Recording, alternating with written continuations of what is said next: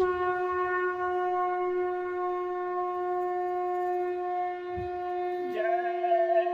गुरुदेव। जय गुरुदेव।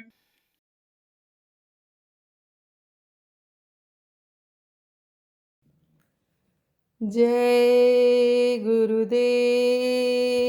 जय गुरुदेव।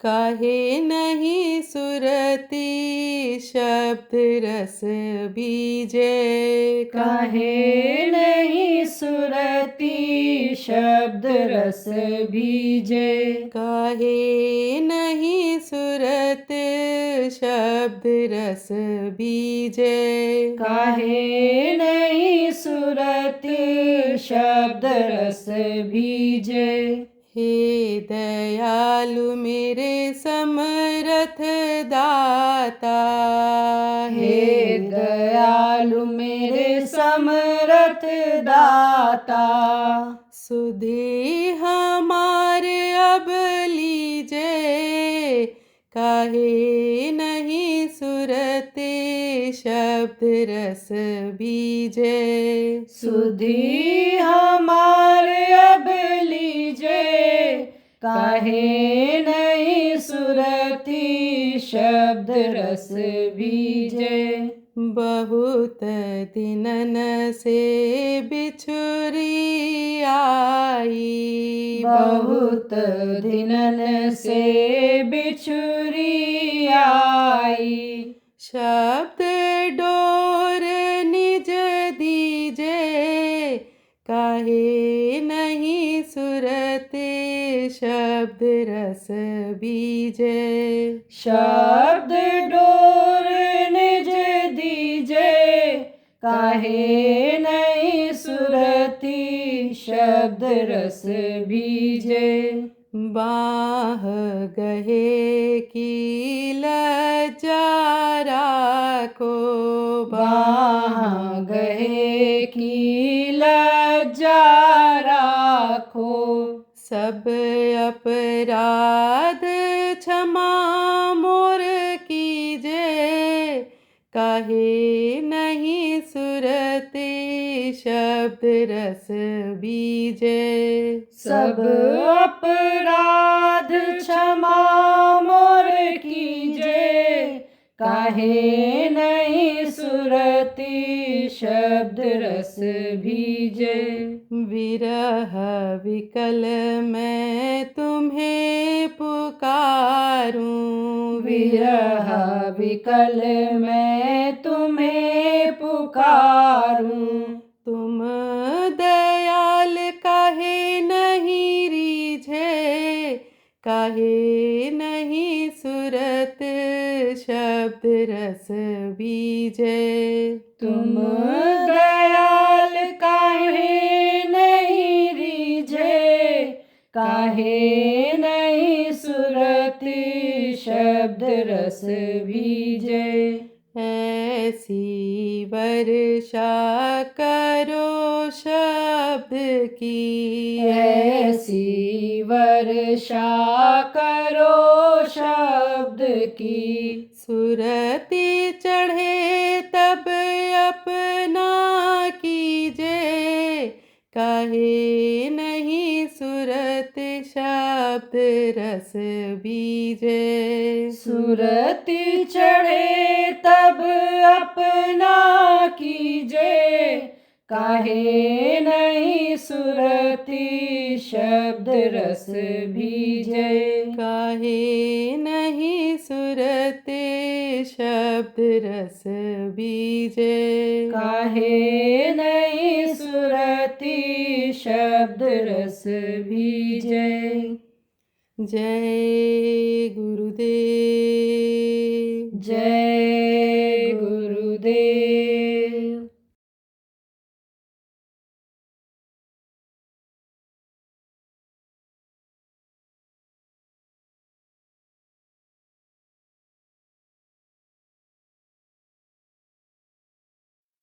कितने आदमी बैठे हो?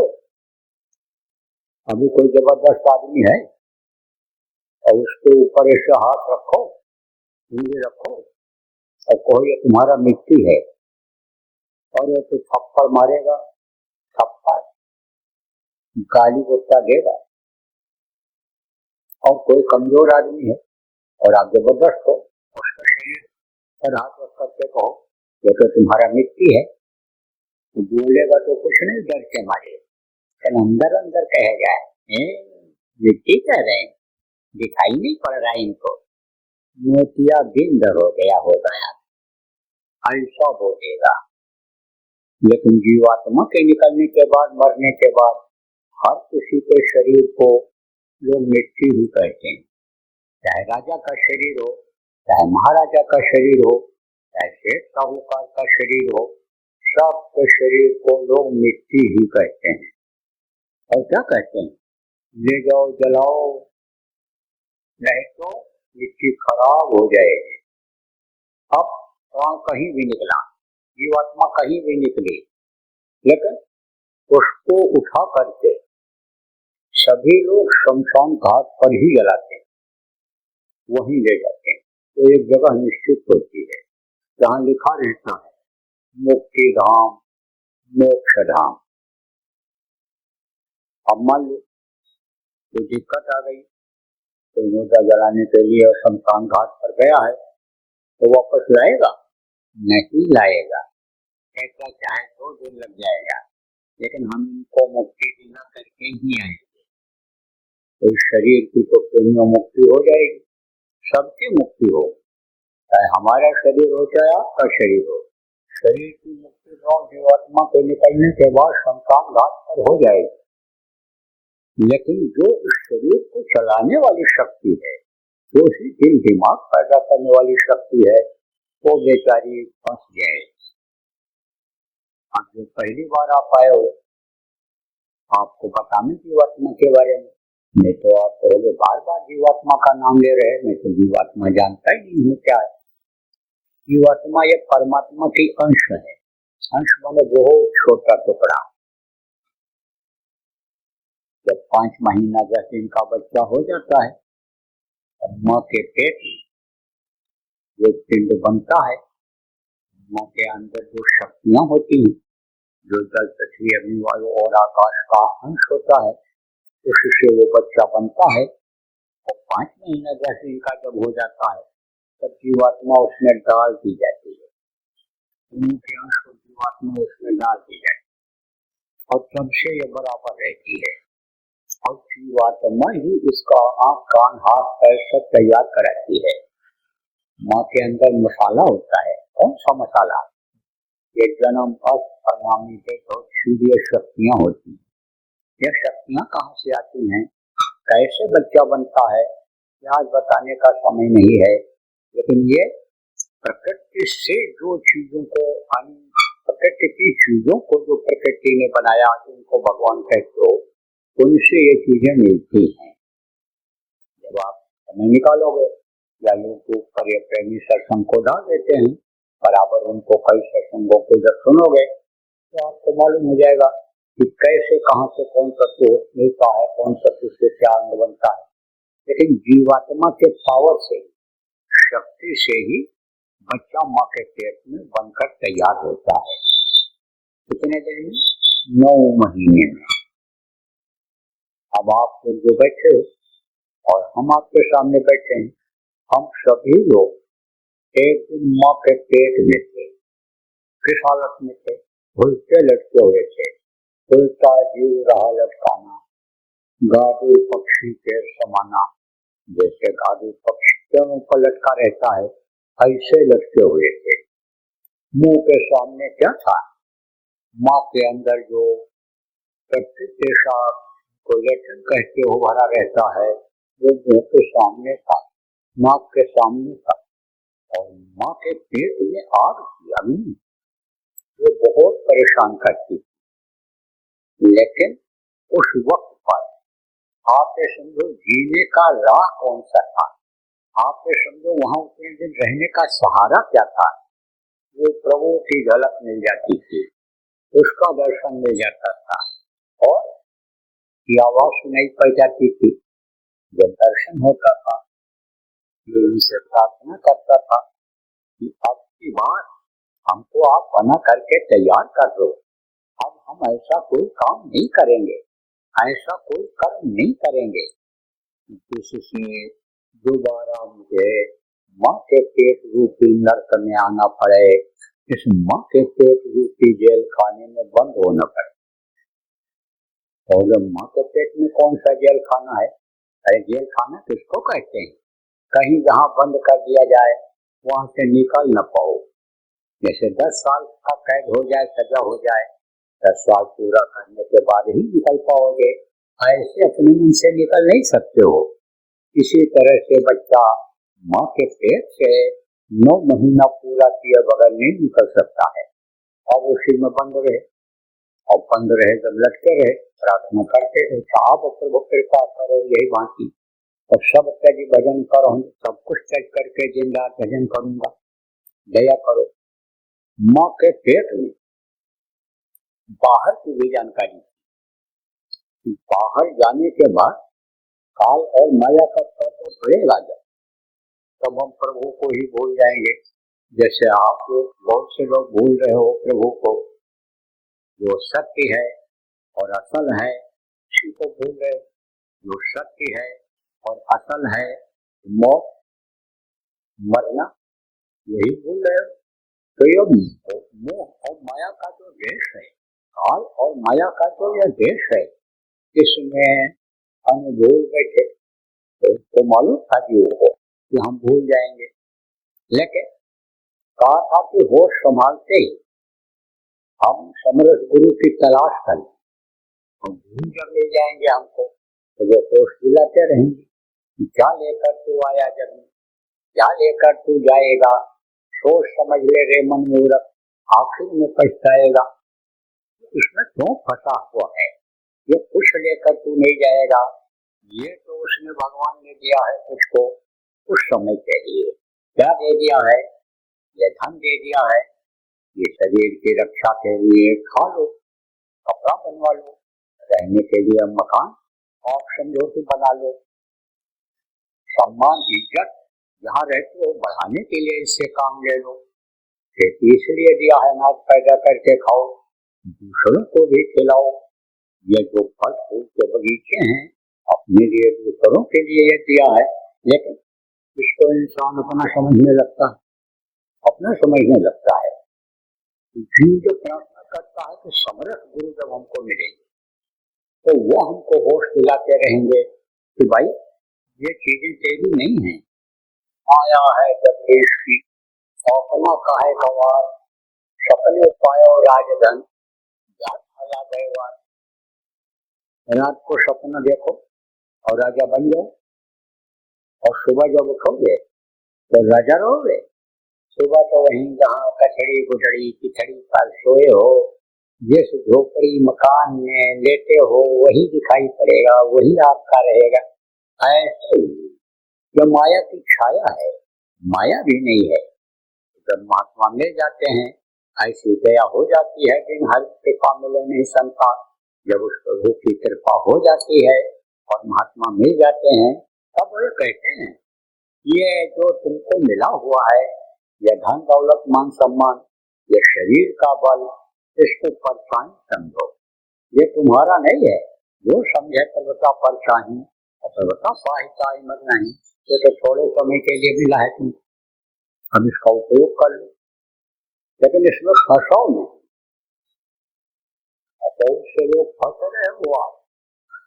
देखो भगवान ने भोग बनाया, किसके लिए बनाया? भोगने के लिए बनाया, लेकिन फंसने के लिए तो नहीं बनाया। कैसे फंस जाते हो? ऐसे फंस जाते हो। मरकट सम तुम बने अनाड़ी, मुट्ठी दी ना घड़े फंसाई। बंदर पकड़ने वाले होते हैं, जाते हैं कहाँ, जहाँ बंदर रहता है बगीचे में, तो वो एक पतले मुट्ठी हंडिया में चना डाल देते और वहीं पर मटका इसे गाड़ देते हैं, जमीन खोद करके थोड़ा सा गड्ढा, और चना भी खेर देते। बंदर जाता है, चना उठा करके खाता है।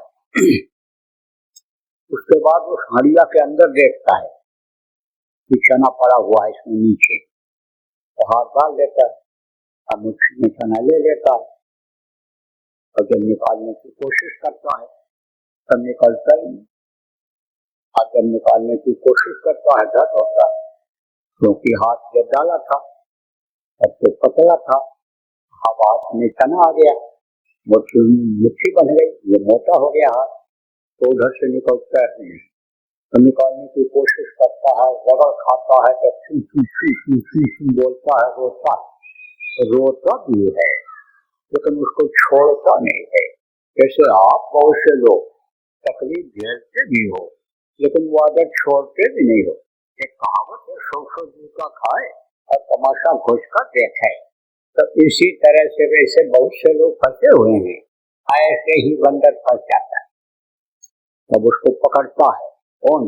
मदारी, जिसको कहते हो शिकारी मदारी, जो पकड़ के ले जाता है,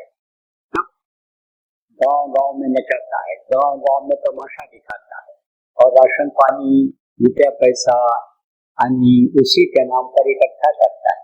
तो कहा मरकट सम तुम बने अनाड़ी, मुट्ठी दीना घड़े पकड़। जैसे आपको मैंने बताया ये माया है, ये तो माया की छाया है। कोई भी अगर छाया को पकड़ने की कोशिश करे तो छाया पकड़ में आती है। आप जा रहे हो और परछाई पीछे दिखाई पड़े आपकी और उसको पकड़ने की कोशिश करो तो पकड़ में आएगी, परछाई नहीं आती है। ऐसे ही ये माया की छाया है और इसको आदमी पकड़ लेता है, इन चीजों को पकड़ लेता है और कहता है ये मेरा है, मेरा है, मेरा है, ये मेरी खेती है, ये मेरा धन है, मेरी संपत्ति है, ये मेरा मकान है। अरे तो मेरा मेरा कहते कहते बहुत से लोगों के बाप दादा भी चले गए लेकिन उनका नहीं हुआ तो आपका कैसे होगा? तो पकड़ लिया। जैसे आप रोज का हम बेटा समझा रहे, तोता पकड़ने वाले होते हैं, तो जहाँ पर तोता रहता है पेड़ के ऊपर, वहीं पर जहाँ फल लगा रहता है वहीं ले जाते हैं, एक चरखी बांध देते हैं।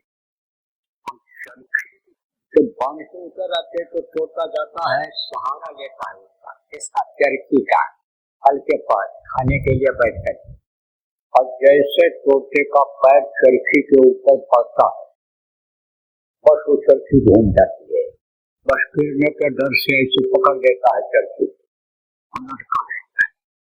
तब कहता है चरखी ने हमको पकड़ लिया। पकड़े हुए हैं तोता और कहता है चरखी ने पकड़ लिया।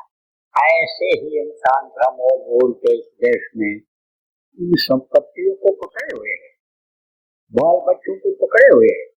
हमला हुआ है कि जो पैदा होने के पहले माँ के स्तन में दूध भर देता है, परवरिश वो करता है, खाता वो है, खिलाता वो है, देता वो है, जाता वो है, लेकिन उस प्रभु को भूल जाते हैं, गुरु को भूल जाते हैं और कहते मेरे करने से होगा, मेरा मेरे संभालने से समझेगा। ये क्या है? यह भ्रम और भूल है। देखो प्रभु, जो शरीर मिला है तो उसके खाने का भी इंतजाम करना है, कपड़े का भी इंतजाम करना है, रहने के लिए घर भी बनाना है, जिससे ये रोगी न हो जाए शरीर, ठंडी गर्मी का असर न हो जाए। और बाल बच्चे अगर हैं, अगर शादी किया है तो पत्नी का भी ध्यान रखना है। बच्चियों अगर शादी की हो तो पति को भी रोटी बनाना खिलाना, उनका भी सेवा करना आपका धर्म बनता है। सास ससुर का भी सेवा करना धर्म बनता है। माता पिता है तो उनकी सेवा करना, भाई बंधु जो भी हैं सबका ध्यान रखना। अगर परिवार में हो, गृहस्थाश्रम में हो तो जरूरी है, ये भी एक गृहस्थ का धर्म बनता है। लेकिन खाना उसमें ठीक नहीं है और रहो उसी में, लेकिन उससे अलग रहो। कैसे कैसे अलग रहोगे? कि जैसे देखो कमल कीचड़ में खिल जाता है, कीचड़ से अलग रहता है और कीचड़ उसका कुछ कर पाता है? कुछ नहीं कर पाता है। कांटों के बीच में देखो गुलाब रहता है, कितनी भी हवा चले लेकिन गुलाब के फूल को काटे फाड़ नहीं पाते हैं, उसके पंखुड़ियों को अन्य नुकसान नहीं पहुंचा पाते हैं। रहता सबसे उसमें अलग है। अब आप समझो कि नद्या और जिद्या का स्वाद यही आदमी को बर्बाद करता है। यही में आदमी फंस जाते हैं। देखो प्रेमी, रहो लेकिन उस तरह से, उस मक्खी की तरह से रहो कि जैसे एक कटोरे में आप शहद रख दो तो एक मक्खी आती है और शहद को देख करके कूद पड़ती है और पेट भर करके शहद खाती है, तो फंस जाती है, कुछ पंख पड़ जाता है, निकल नहीं पाती। एक होती है जो कटोरे के ऊपर बैठ गई और शहद को खाया और खा करके उड़ गई, तो उसकी जान बच गई। शहद भी खाती है और जान भी बची हुई रहती है। तो रहो गृहस्थ आश्रम में ही, लेकिन फंसो नहीं उसमें। 22 घंटा इस शरीर के लिए काम करो, लेकिन 2 घंटा प्रेमियों अपने आत्मा के लिए समय निकाल लो, आत्मा के लिए काम कर लो कि जिसके लिए प्रभु से प्रार्थना किया था कि एक बार मौका दे दो, बाहर निकालो और समर्थ गुरु की तलाश करके रास्ता लेकर के हम दिन रात भजन करें। दिन रात आपको याद करते रहेंगे और जब हमारा आखिरी समय आएगा तो हम निकल करके आ जाएंगे, उस मनुष्य शरीर से निकल करके आ जाएंगे और आपके चरणों में लिपट जाएंगे। फिर हमको आपसे कोई अलग नहीं कर पाएगा और नहीं तो फिर हमको फंस जाना पड़ेगा। लेकिन एक बार मौका दे। अब वो मौका को आज याद करने की जरूरत है जिसको भूल रहे। मौका को अगर आप याद कर लोगे तो ये जीवन आपका सार्थक हो जाएगा और नहीं तो ये जीवन बेकार हो जाएगा। क्यों? क्योंकि ये हीरा जैसी काया है, ये देव दुर्लभ शरीर है। देवता इसके लिए तरसते रहते हैं।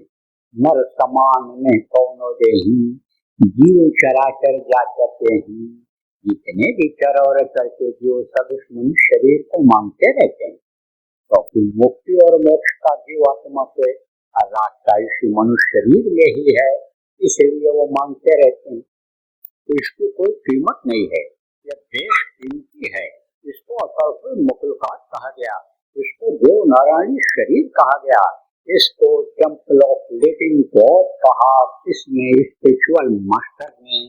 तो ये जो है मानव मंदिर है, ये समझो प्रभु का बनाया हुआ मानव मंदिर है। ये देव दुर्लभ है, देवता इसके लिए तरसते हैं क्योंकि इसी मंदिर के अंदर से ही ऐसा रास्ता गया हुआ है कि जिससे जीवात्मा अपने घर, अपने वतन, अपने मालिक के पास पहुंच जाए। तो ये हीरा जैसी काया है, हीरा जैसी काया तो जल जाएगी मना। प्रेमियों क्या गया? देखो उदाहरण देकर इसलिए समझाता हूँ कि किसी भी तरह से आपके समझ में आ तो जाए। और जो पढ़े लिखे बुद्धिजीवी वर्ग के लोग आप बैठे हो, कहीं ये न सोचो कि बाबा अपने मन से ही सब पढ़ करके बना करके और समझा रहे हैं। लिखा पढ़ी में कोई बात नहीं है, इसलिए आपको याद दिला रहा हूँ कि ये सारी बातें महात्मा जो भी इस धरती पर आए, लिख करके, बता करके, समझा करके इस दुनिया संसार से गए हैं। तो कहा फिर रात गंवाई सोए कर और दिवस गंवाया खाए और हीरा जन्म अनमोल मिला, कौड़ी बदले जाए, इसकी कोई कीमत नहीं। कौड़ी बदले ही जा रहा है, क्या जा रहा है? कबीर आता जाता है, सकट उठाओ लगाओ, कहाँ सेवा का संतति का गुरु के गुण गाओ। कहाँ ये जा रहा है? कहाँ जा रहा है? ये जीने का समय खत्म हो रहा है। ये दिन और रात जो आते हैं ये क्या है? चूहे उम्र को काटते चले जा रहे हैं। घड़ी बताती है, संकेत करती है। क्या संकेत करती है? 10 बज गया, 11 बज गया, 12 बज जाएगा। 12 बजे क्या होता है? दोनों सुई एक जगह पर ऐसे इकट्ठा हो जाती है। आज जोर देती, जब आगे हम नहीं बजेंगे, अब फिर 1 से बजना शुरू करेंगे। ऐसे ही एक जिंदगी हाथ छोड़ देगी कि बस अब हम आगे नहीं बढ़ पाएंगे। अब तो कर्मों के अनुसार तुमको जाना पड़ेगा। किसमें जाना पड़ेगा? नरकों में जाना पड़ेगा, मार खानी पड़ेगी, 84 लाख योनियों में भ्रमण करना पड़ेगा। 84 लाख योनियां कौन है? यही कीड़े मकोड़े, सांप, गोजर, बिच्छू, ये सब जो जीव हैं, इन्हीं में मनुष्य की जीवात्मा को कर्मों के अनुसार बंद किया जाता है। जो खाने पीने मौज मस्ती में ही अपने समय को निकाल देते हैं और शरीर के लिए ही पाप करते रहते हैं, उनको सब इन्हीं योनियों में बंद किया जाता है। तो आखिरी वक्त पर प्रेमियों कुछ नहीं हो पाएगा, कुछ नहीं। फिर तो तन बिन से जैसे जल ओला ओला और जग जम जाल करत है जोरा।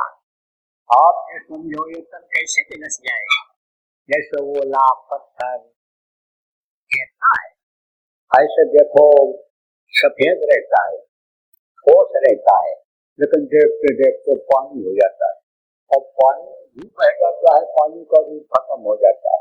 ऐसे ये जिंदगी मिल जाएगी जिसमें मिट्टी का खिलौना मिट्टी में मिल जाए। तो प्रेमियों मोटी बात आके समझो कि भगवान के भजन के लिए, भगवान के प्राप्ति के लिए यह मनुष्य शरीर हमको आपको उस भगवान ने दिया था, बनाने वाले ने दिया था और कहा था जाओ एक बार तुम मनुष्य शरीर में चले जाओ, जब रथ लगाए हुए हो, तुमको मौका दे रहा हूँ, लेकिन तुम इस मानव मंदिर को अपने गंदा मत कर, इसको साफ सुथरा रखना। तो आप तो कहोगे भाई मैं तो साबुन लगाता हूँ, 2-3 कोट साबुन लगाता हूँ कि कहीं भी पसीने की बदबू, कहीं भी गंदगी न रह जाए, और बढ़िया तेल साबुन लगाता हूँ, इसको सुंदर सुडोल बनाता हूँ। ये कहाँ गंदा है? कपड़े भी हमारे साफ सुथरा है, घर भी साफ सुथरा है, गाड़ी घोड़ा भी करते हैं साफ सुथरा। तो एक तो सफाई होती है बाहर और एक होती है अंदर। जैसे गाड़ी ऊपर से पोछ दो, अंदर गंदी ही रहे, जैसे घर की सफाई बाहर से कर दो और अंदर गंदगी ही रहे, ऐसे ही अंदर और बाहर दोनों की सफाई होती है। तो बाहर की सफाई तो आपकी हो जाती है, लेकिन अंदर की सफाई के बारे में आपको बहुत से लोगों को नहीं मालूम है कि अंदर की सफाई कैसे होती है, अंदर की गंदगी कैसे होती है। तो गंदगी कैसे होती है पहले ये बताता हूँ आपको। देखो, जैसा अंजल खाइए वैसे ही मन हो, और जैसा पानी पीजिए वैसी वाणी हो, कहा गया है। जैसा अन्न जल खाओ उसी हिसाब से अन्न समझो मन होता है। चोरी का, व्यभिचार का, व्यभिचारी का, चोर का, व्यभिचारी का, ठग का, कतली का अगर अन्न खा लो, मन उसी तरह का बन जाएगा। उसका साथ कर लो, उसी तरह का मन बन जाएगा और उसी तरह का दिल दिमाग बुद्धि हो जाएगा। मन यही कहेगा कि हम भी उसी तरह का करें।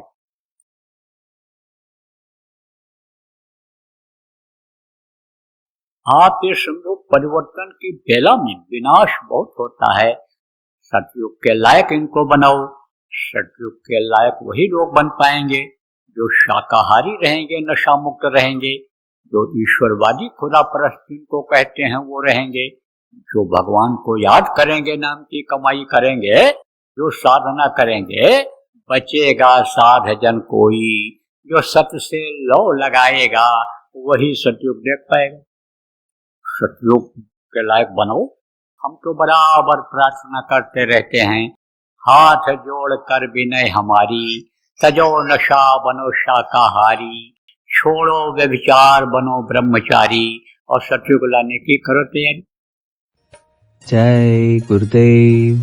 नव वर्ष के उपलक्ष्य में परम पूज्य परम संत बाबा उमाकांत जी महाराज का सत्संग व नामदान कार्यक्रम 30 व 31 दिसंबर 2024 और 1 जनवरी 2025 को समय परिस्थिति अनुकूल रहने पर बाबा जय गुरुदेव आश्रम, जय गुरुदेव नगर, पिंगलेश्वर रेलवे स्टेशन के सामने, मक्सी रोड, उज्जैन, मध्य प्रदेश में होगा।